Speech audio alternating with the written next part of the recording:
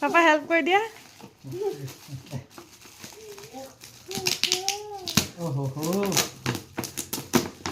মাকৰ মতে পেকিং কৰিছোঁ ইয়াৰ মামাটো কৰিয়ে নিদিলে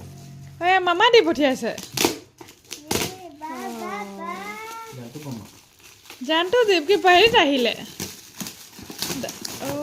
গাড়ীত আনি দিছে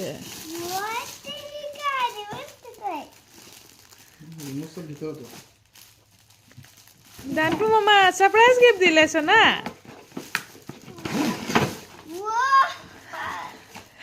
তাৰ মুখত যে হাঁহিটো যোৱাহে নাই একেবাৰে এইবিলাক পৰিলে কিবা এটা লাহ লাহ লাহ পাপা খুলিব ৰ'বা